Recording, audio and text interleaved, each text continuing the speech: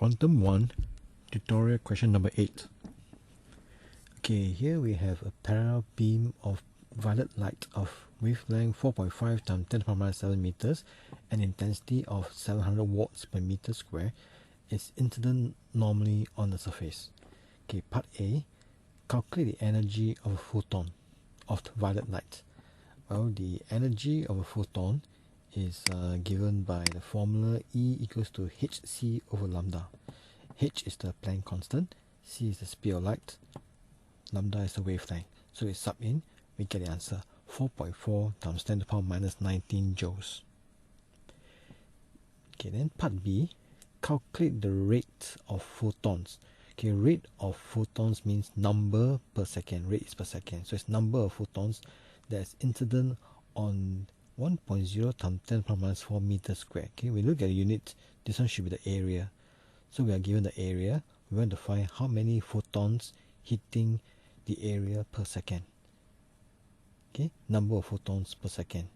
Now, if we look at this intensity, there's a formula for intensity. Intensity is actually power over area. Okay, if you can't remember the formula for intensity, but you can look at the units, it's watts per meter square. So it's power over area.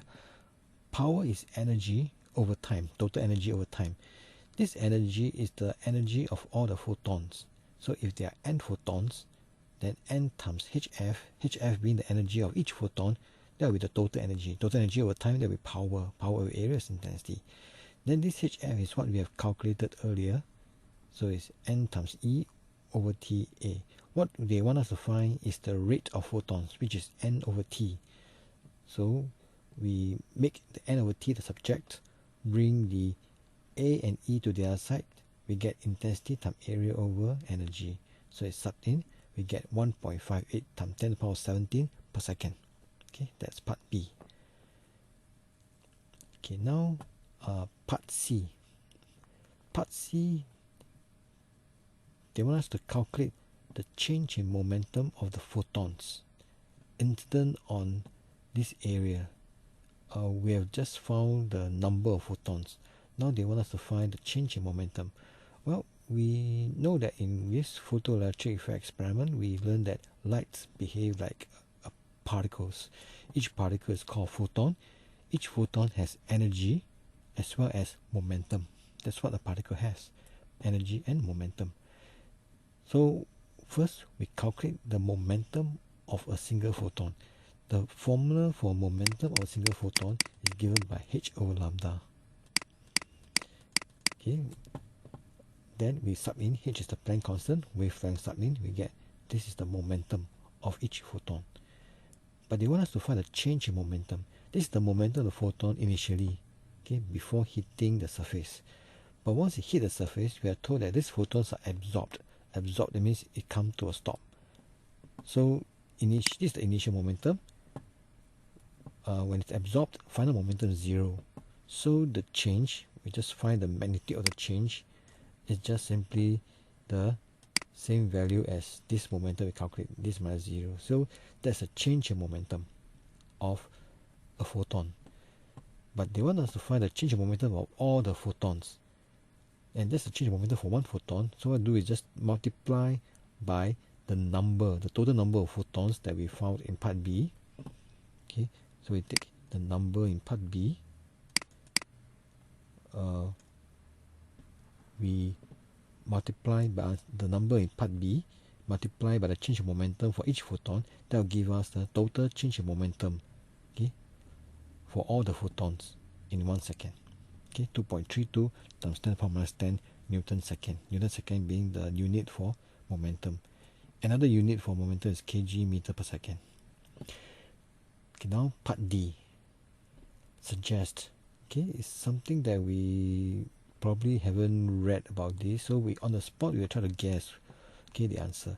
So this suggests why the quantity that you have calculated in part C is referred, it's got something to do with radiation pressure. Okay, radiation will refer to the light. Okay, that radiation. That means this quantity sounds like this radiation is exerting some pressure.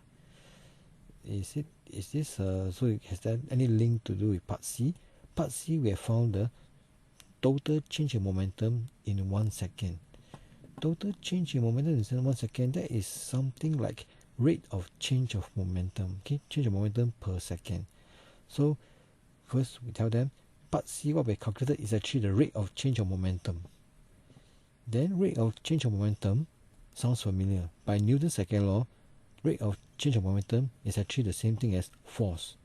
So what we have found in part C is actually the force, a force on the photons. But we are more interested in the pressure on the surface.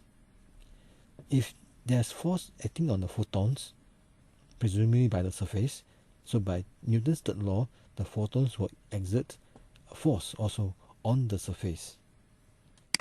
So since the radiation exerts force on surface, force over area is pressure. So the radiation exerts pressure on the surface.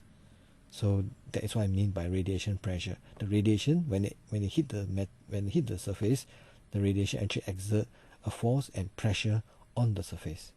So that's for the answer for part D. Okay, 3 parts for part D. The first thing we say, part C answer give us the total rate of change of momentum. By Newton's second law, is called the force. Then that's force on the photons. By Newton's third law, the photon will also exert a force on the surface. Then force of area is the pressure. So that's it, radiation pressure. Okay, that's question number 8.